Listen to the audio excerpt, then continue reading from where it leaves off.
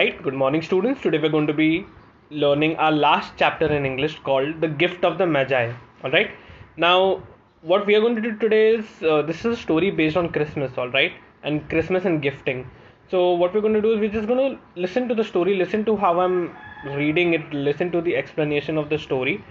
I'm going to explain the entire story to you, and what you have to do is you will just have to read it once again using your textbooks or using your PDF and answer the questions given at the end of the video. End of the video में मैं questions को mark करके रखूँगा. तुम्हें सिर्फ explanation सुनना या तो तुम explanation सुन के directly जवाब दे सकते हो, but I would suggest कि एक बार तुम खुद से भी read कर लो इस story को and then you answer the questions. Alright, so let's begin with the story, The Gift of the Magi. Now, O. Henry, 1862 to 1910. I'm starting from here. 1862 to 1910. William Sidney Porter, better known by his pen name O. Henry, was an American short story writer. He was famous for his art and his stories which had surprise endings. The Gift of the Magi is a story of an impoverished young couple who have no money yet wish to buy each other Christmas gifts. So, who's the writer, who's the author of the story? It's O. Henry. Alright, that's his pen name. William Sidney Porter is his actual name, but his pen name, यानी the name he goes under when he writes stories. जो नाम लिखते समय वो कौन सा नाम use करता, stories लिखते समय वो कौन सा नाम यूज करता है? O. Henry. Alright, he is an American short story writer and he is known for his surprise endings. Endings में कोई एक surprise ऐसा twist लाने वाला writer है ये. Alright, and what is the Gift of the Magi about? This story is about an impoverished young couple. Impoverished का मतलब क्या है? Impoverished का मतलब someone who is poor. Alright, someone who does not have a lot of money. Alright, who have no money yet wish to buy each other Christmas gifts. Alright, लेकिन उस couple को एक दूसरे के लिए Christmas gifts लाना. So this is what the story is about. Now let's begin with the story. $1.87. $1.87. That was all, and 60 cents of it was in pennies. Pennies saved 1 and 2 at a time by bulldozing the grocer and the vegetable man and the butcher until one's cheeks burned with the silent imputation of parsimony that such close dealing implied. Now this was a very long sentence. Let me break it down. $1.87. $1 or 87 cents. Now before I go into the explanation of it, 100 cents. 100 cents जैसे रुपया होता है, तो cent is like a coin. Alright, in America it's like a coin. Okay, and 100 cents make a dollar. Alright, $1 बनाने के लिए तुम्हें क्या चाहिए? 100 cents चाहिए. कैसे 100 पैसे $1 बनाते हैं? Alright, उसी तरह से 100 cents make a dollar. तो how much money is mentioned here? $1.87, यानी almost $2 के आसपास है. Alright, that was all. Alright, now they starting with the condition of the characters कि उनके पास सिर्फ $1.87 है and 60 cents of it was in pennies. और उसमें से जो 60 सेंट है, वो $1.87 में से जो 60 सेंट है वो pennies में है, यानी coins में है. Alright, pennies saved 1 and 2 at a time by bulldozing the grocer and the vegetable man and the butcher. Alright, pennies saved 1 and 2 at a time. ये pennies कैसे बचे, ये coins कैसे बचे? 1 and 2 at a time, यानी एक एक करके बच गए by bulldozing the grocer and the vegetable man and the butcher. अभी bulldozing का मतलब क्या? Let's try to guess. Bulldozing the grocer, the vegetable man and the butcher, यानी अलग अलग बिजनेसमैन को बुलडोज करना. अभी इसका मतलब क्या हो सकता है? यानी उनसे बार्गेन करना, शायद उनसे मतलब बातें करना, प्राइस रिड्यूस करवाना. जब भी वो खरीदारी करने जाते थे तो कुछ लोग क्या करते हैं, थोड़ा सा बार्गेन करते हैं कि अच्छा नहीं मुझे इतने में चाहिए, नहीं थोड़ा कम करो ना भैया, ऐसा करते हैं ना हम लोग. तो मे बी बुलडोजिंग का मतलब है bargaining. Alright, until one's cheeks burned. Cheeks burning का मतलब क्या? आग लगना चीक पे? नो. चीक्स बर्न कब होता है? When you see someone you like, तो तुम्हें ऐसा फीलिंग आता है कि अच्छा शर्म आ रही है. तो और व्हेन यू डूइंग समथिंग जिसमें मतलब तुम्हें बहुत ज़्यादा शर्म आ रही है, तो अगर वो लोग पैसों के लिए मतलब एक पेनी के लिए लड़ रहे, एक रुपए के लिए वो लोग ऐसे मतलब अपने वेजिटेबल मैन बुचर से या ग्रोसर से मतलब लड़ रहे कि नहीं $1 तो कम करो, नहीं $2 तो किसी को भी शर्म आएगी. तो bulldozing the grocer, the vegetable man, and the butcher until one's cheeks burned with the silent imputation of parsimony. Alright. Now, parsimony का मतलब क्या है? Parsimony का मतलब है unwillingness to spend money. Unwillingness to spend money. Alright.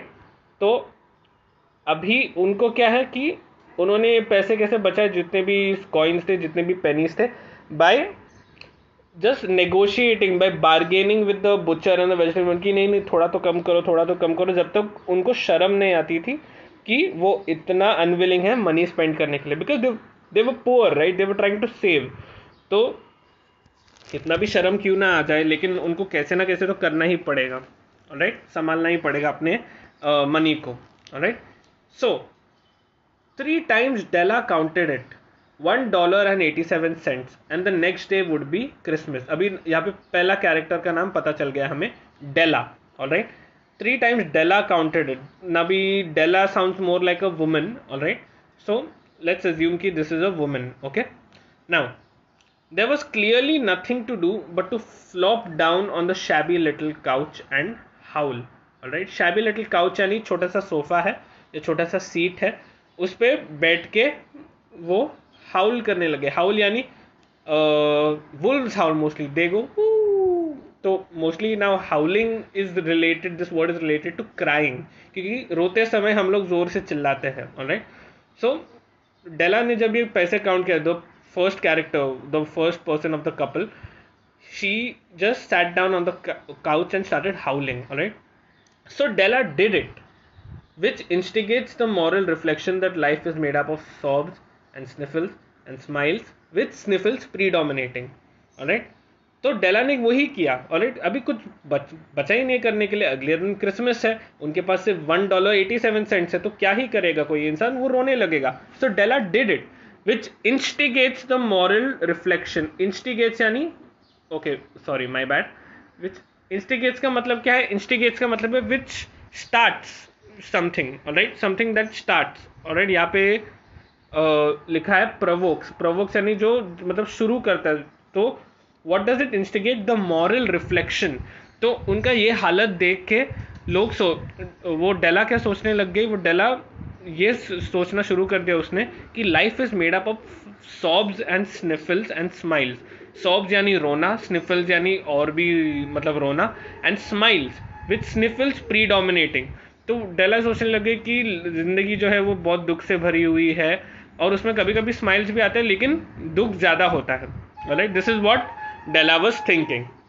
Now, while the mistress of the home is gradually subsiding from the first stage to the second, take a look at the home.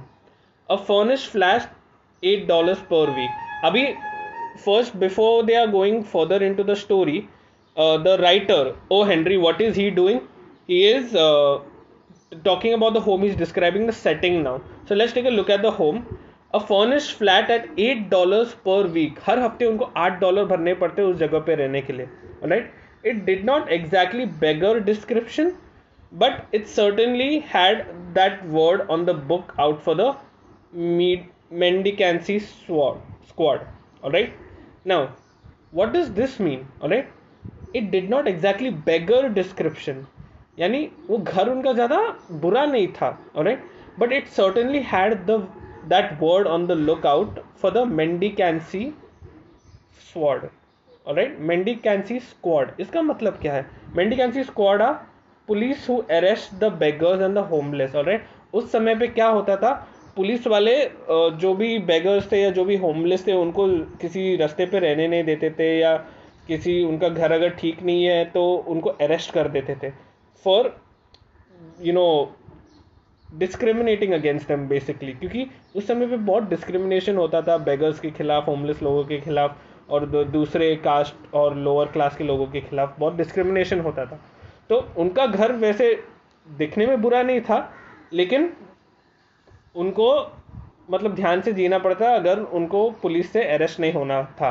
Alright. So that's what the house was looking like.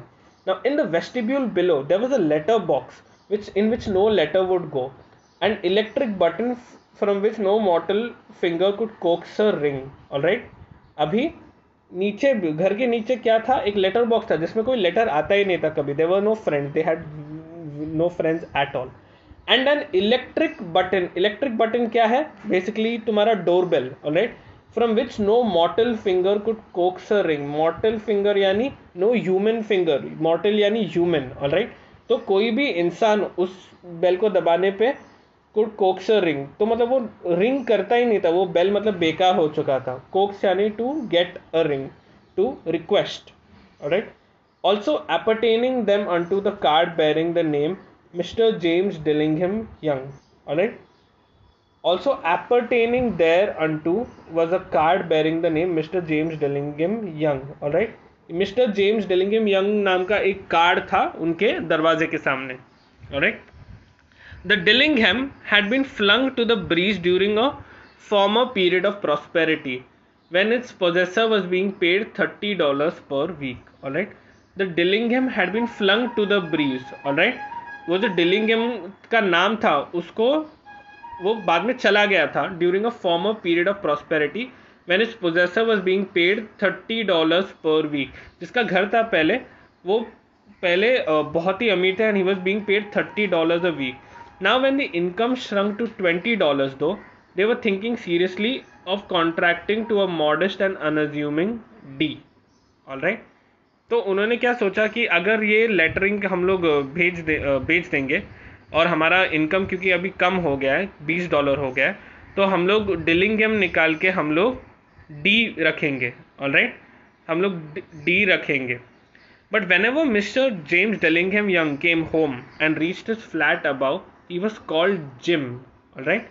तो now we know the second character, alright. उधर और कौन रहता था? Gym नाम का एक आदमी रहता था, who is obviously married to Della. Della is his wife. हम लोग कपिल के बारे में बात कर रहे हैं. तो ये जो डिलिंगम है, ऑलराइट, तो ये जेम्स डिलिंगम यंग है, वो उसका एक्चुअल नाम है, लेकिन डेला उसको जिम बुलाती है, alright. And greatly hugged by Mrs James Dillingham Young, you already introduce who we already introduce to you as Della, which is all very good, alright. So now we know the characters, now we know their situation, alright. उनका घर कैसा है, alright. And पहले उनको $30 पर week मिलते थे, लेकिन अभी उनको सिर्फ $20 पर वीक मिल रहा है, जिसमें से $8 तो रेंट में ही चले जाते हैं. Okay, so this is there situation. Now let's move on. Now Della finished her cry and attended to her cheeks with a powder rag, alright. तो उसने रोना बंद कर दिया एंड उसने अपने चीक्स पे जितना भी मतलब निशान थे उसको पाउडर की लगा के मिटा दिए. She stood by the window and looked out dully at the grey cat walking a grey fence in a grey backyard, alright. अभी यहाँ पे देखो कैसे ग्रे को बार बार रिपीट करके उन्होंने सेटिंग वापस बनाया कि बहुत सैड सेटिंग है, कुछ अच्छा ही नहीं चल रहा है.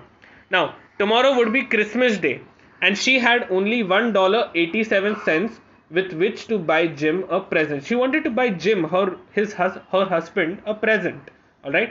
कल क्रिसमस है, उसके पास सिर्फ $1.87 है and she had been saving every penny she could for months, alright. वो महीनों तक जितना भी बचा सकती थी बचाने की कोशिश कर रही थी. With this result, $20 a week doesn't go far, alright. $20 a week doesn't go far, alright. Expenses had been greater than she had calculated. Expenses जो थे, चीज़ें जो है वो बहुत महंगी होती जा रही थी और बहुत ज़्यादा महंगी हो चुकी थी, alright. They always are. Only $1.87 to buy a present for Jim, her Jim.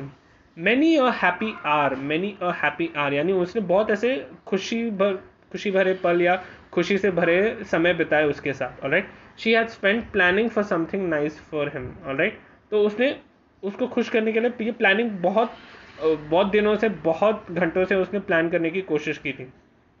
Something fine and rare and sterling, all right. Something fine and rare and sterling. Sterling का मतलब something that's very strong, जो टिकता है, all right. So she wanted to buy him something fine, मतलब कुछ बहुत ही अच्छा चीज़, थोड़ा expensive, थोड़ा rare, all right. Something just a little bit near to being worthy of the honor of being owned by Jim. Something a little bit near to being worthy of the honor. Something a little near to be worthy of honor, यानी उसे कुछ तो ऐसा लाना था जो कम से कम करीब आ जाए ऑनर के, यानी रिस्पेक्ट के. कौन सी चीज़ के रिस्पेक्ट के लिए?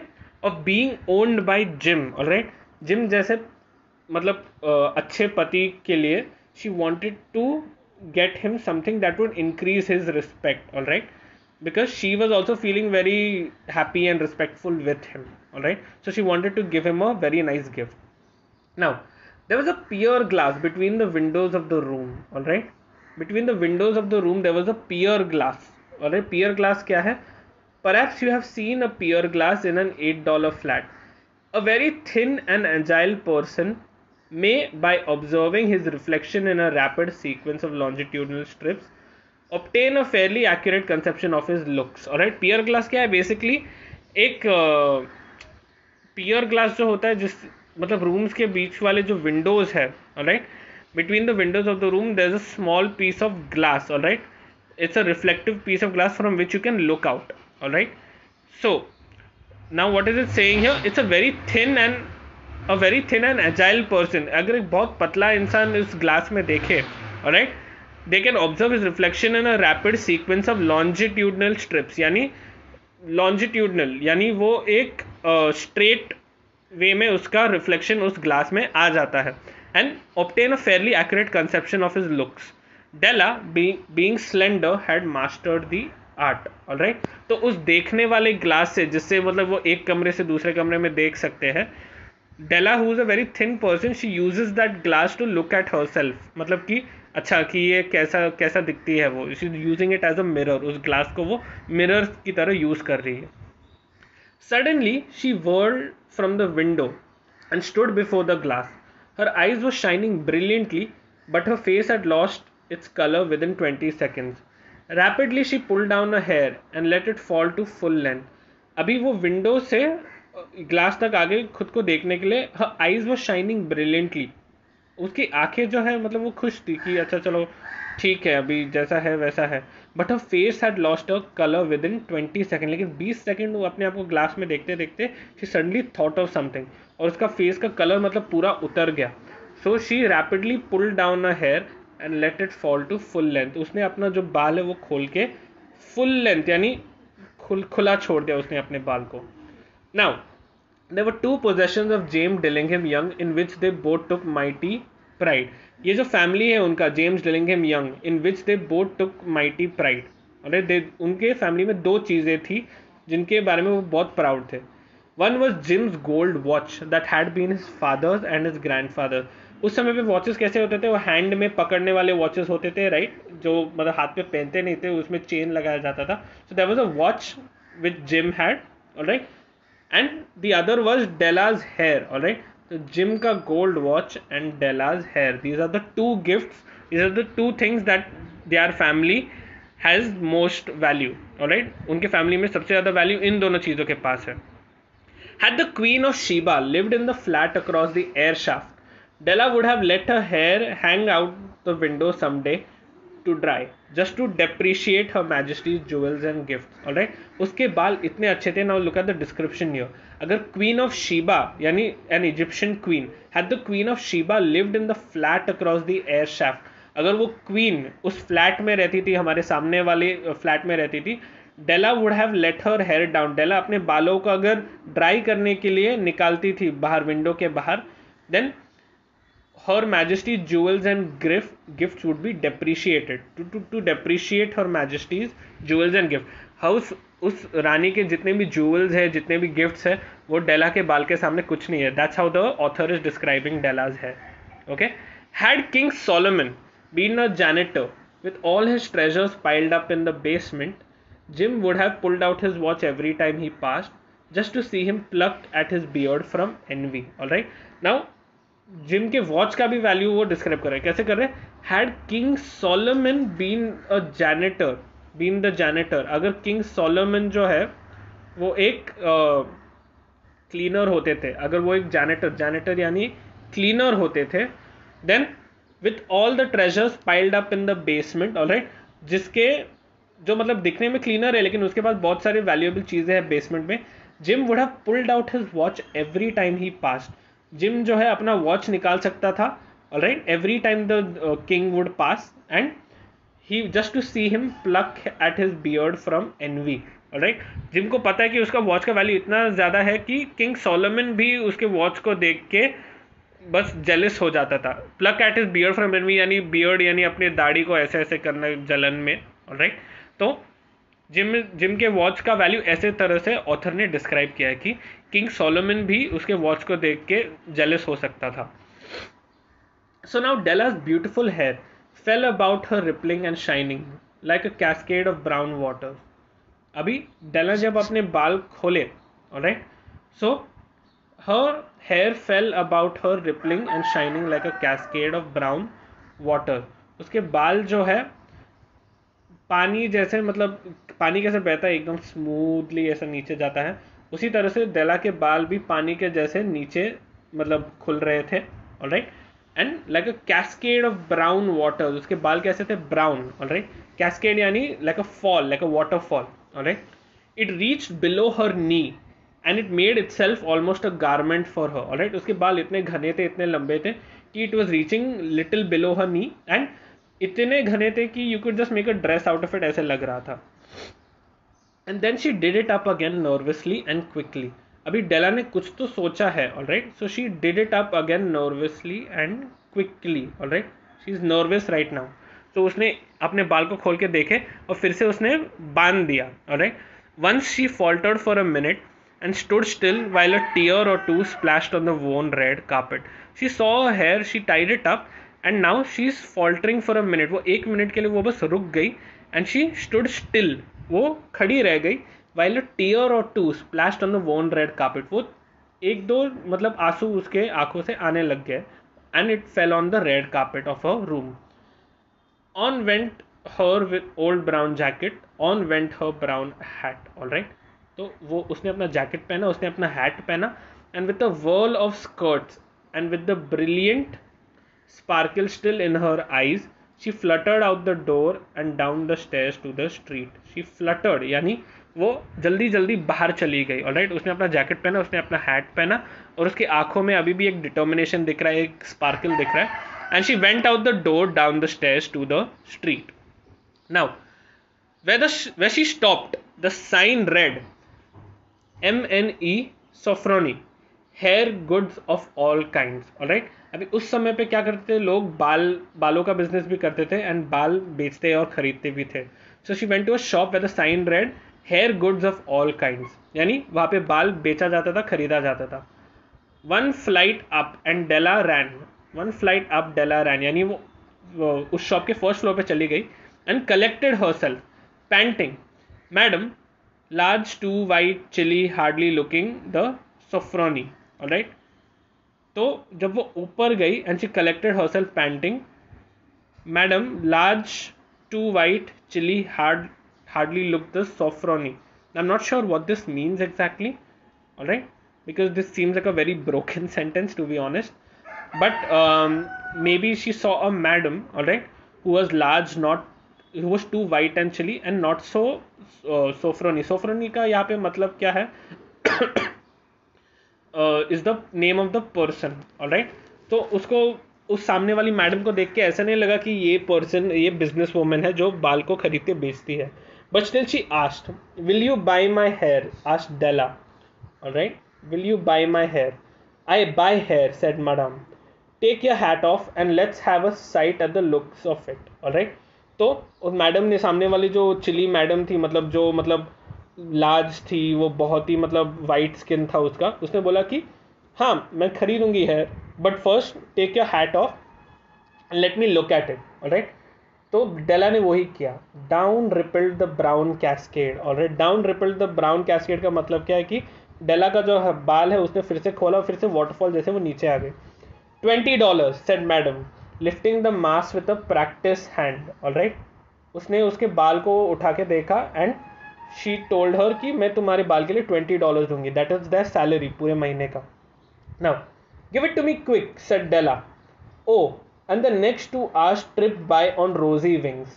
alright. तो डेला ने क्या बोला? हाँ तुम मेरे बाल काट के ले लो और मुझे जल्दी से ये $20 दे दो. So she did that.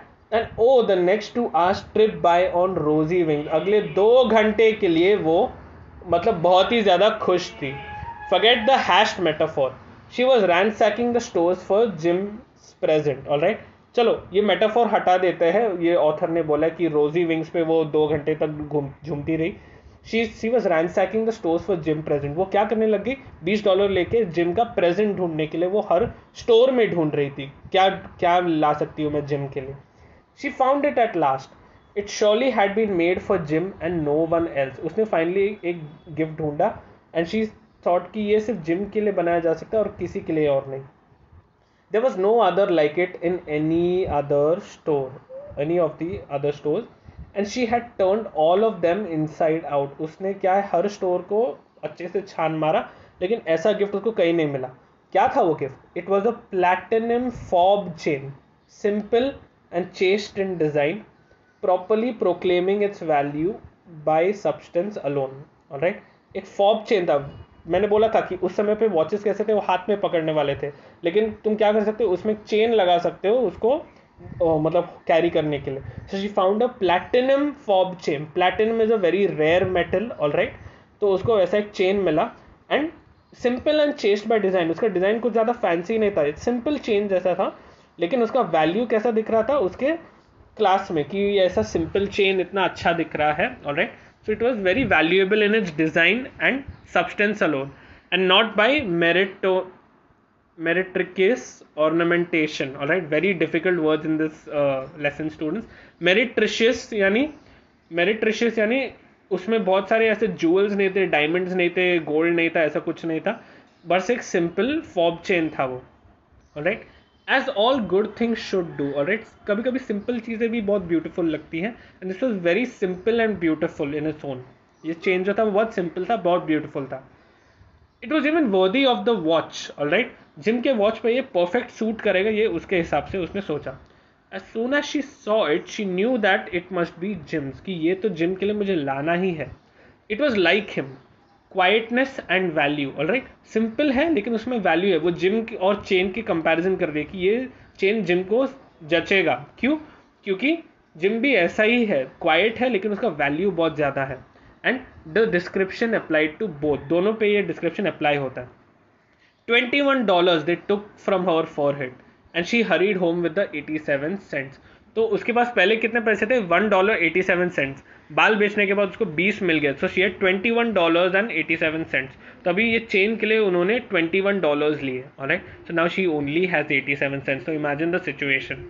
Now with that chain on his watch, Jim might be properly anxious about the time in any company.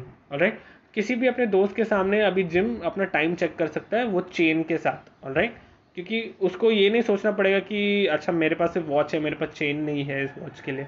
तो with the chain on his watch, Jim might be properly anxious about the time, कि वो time को अच्छे से check कर सकता है किसी के भी सामने. ऑलराइट, बिना शर्माए. Now grand as the watch was, he sometimes looked at it on the sly on account of the old leather strap that he used in place of a chain. Alright, उस watch पे वो उसने gym ने क्या लगाया था, वो एक ओल्ड लेदर स्ट्रैप लगा के रखा था उसको चेक करने के लिए वॉच को. क्यों? क्योंकि उसके पास पैसे नहीं थे, तो वो क्या करता था, वो बहुत शर्मा के ऐसा चेक करता था.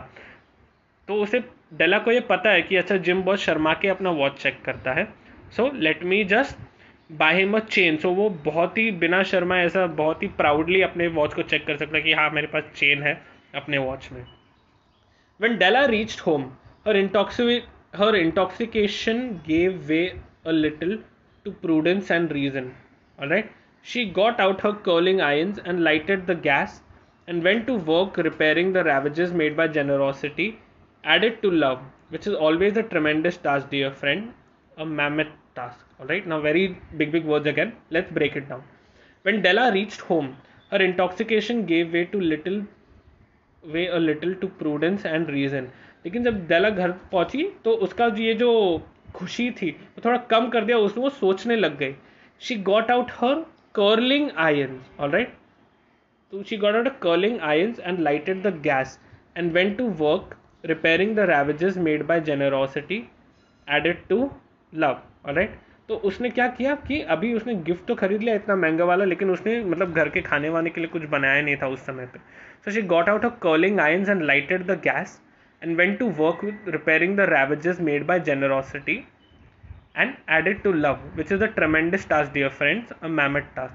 तो मैमथ का मतलब क्या है, बहुत ही ह्यूज टास्क है, ट्रिमेंडस टास्क, यानी बहुत ही इंपॉर्टेंट टास्क था ये, क्योंकि क्रिसमस के समय पे अपनों के साथ बैठना, डिनर करना, खाना, ऑलराइट, तो ये सारी चीज़ें इंपॉर्टेंट भी है, alright. So she got back home, अभी उसने गिफ्ट तो खरीद लिया, so now she got back to her usual work, alright. She was thinking now she was thinking कि अच्छा वो और क्या कर सकती है क्रिसमस के लिए।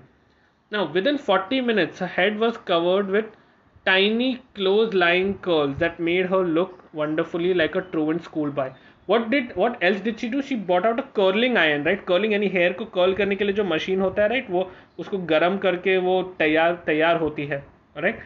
So ये जो टास्क है, खाना बनाना, खुद तैयार होना, राइट, ये सारी चीज़ें बहुत ही बड़े टास्क है, right. So within 40 minutes now her hair was covered with tiny close lying curl. अभी उसने अपने बाल काट लिए, राइट, तो अच्छा दिखने के लिए शी डिसाइडेड टू कर्ल है अपने हेयर को, मतलब ऐसा घुमाने की कोशिश कर रही थी वो, right. And within 40 minutes she had done that. Now it made her look like a truant school boy. अभी उसके बाल इतने छोटे हो गए क्योंकि she has cut it off, तो वो स्कूल बॉय जैसे लगने लग गई थी, who has curly hair. She looked at her reflection in the mirror long, carefully and critically. उसने अपने आप को मिरर में देखने की कोशिश किया कि कैसे दिख रही है वो बिना अपने लंबे बालों की, राइट।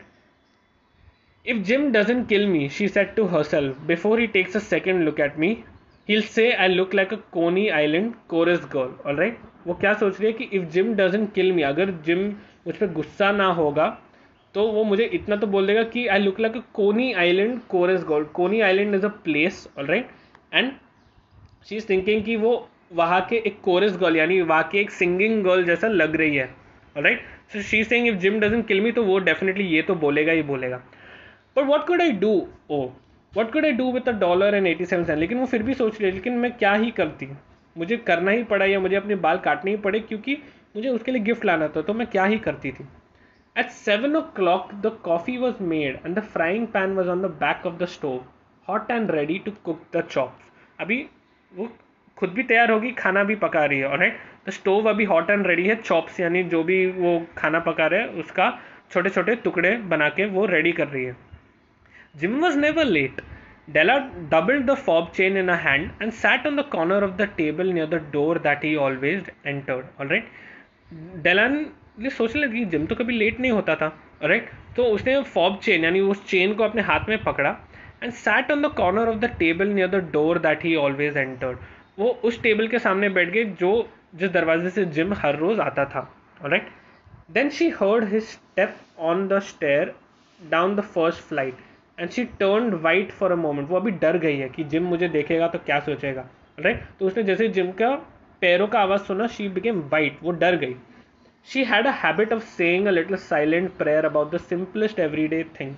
उसका हैबिट था कि वो एक प्रेयर बोलेगी about simple things, and now she whispered. उसने मतलब बहुत कम वॉल्यूम में बोला, विस्पर्ड यानी बहुत कम वॉल्यूम में बोलना, please God make him think I am still pretty, right. तो वो गॉड से क्या मांग रही है कि जिम मुझे जब देखेगा मेरे बालों के बिना तो उसको ऐसा ही सोचना चाहिए कि मैं प्रिटी ही हूँ, right. The door open and Jim stepped in and closed it, alright. अभी जिम घर के अंदर आ चुका है। He look thin and very serious, alright, वो भी बहुत सीरियस लुक के साथ अंदर आया। Poor fellow, he was only 22 and to be burdened with a family, alright, वो सिर्फ 22 साल का था एंड अभी से उसके फैमिली के प्रेशर का लुक जो है वो उसके शक्ल पे दिख रहा था। He needed a new overcoat and he was without gloves. अभी the place where they're living is abroad and abroad winter में बहुत ठंड होती है, बहुत स्नो होती है, तो उसको एक नए कोट की ज़रूरत है और वो बिना ग्लव्स के स्नो में ऐसे ठंड में चलता था। Jim stopped inside the door, as immovable as a setter at the scent of quail. All right. Jim stopped at the door. वो अभी दरवाजे पे रुक गया. As immovable as a setter at the scent of quail. Quail एक bird है. All right. अभी जो बहुत ही मतलब डिलिशियस है जब उनको मतलब पकाया जाएगा, राइट। तो वो ऐसे रुक गया जैसे एक सेटर है जो क्वेल यानी उस बर्ड के स्मेल को सूंघ के रुक जाते हैं, right. His eyes were fixed upon Della and there was an expression in them that she could not read. उसकी आंखें जो थी डेला पे थी and there was an expression in them that she could not read. उसके आंखों में एक ऐसा एक्सप्रेशन था जो वो भी नहीं समझ पा रही थी कि क्या है, गुस्सा है, सैडनेस है, क्या है। एंड इट टेरिफाइड हर। उसका जो एक्सप्रेशन था डेला को बहुत डरा रहा था। It was not anger nor surprise, nor disapproval, nor horror, nor any of the sentiments that she had prepared for. उसकी आंखों में गुस्सा भी नहीं था, सरप्राइज भी नहीं था, ऐसा भी नहीं था डिसअप्रूवल कि मैं तुम्हारे डिसीजन से नाखुश हूँ, नॉर हॉरर, वो डरा भी नहीं था जिम, और nor any of the feelings that she had prepared for कि अच्छा ठीक है जिम अगर ऐसा रिएक्ट करेगा तो मैं ऐसा ऐसा बोलूँगी, ऐसा ऐसा करूँगी. लेकिन उसके आंखों में एक ऐसा एक्सप्रेशन था जो वो समझ ही नहीं पा रही थी. He simply stared at her fixedly with that peculiar expression on his face, with a different expression. He was just looking at her. Now, Della wriggled off the table and went for him. वो अभी table से उठ के gym की तरफ बढ़ने लगी. Jim, she cried, don't look at me that way. I have had my hair cut off and sold because I couldn't have lived through Christmas without giving you a present.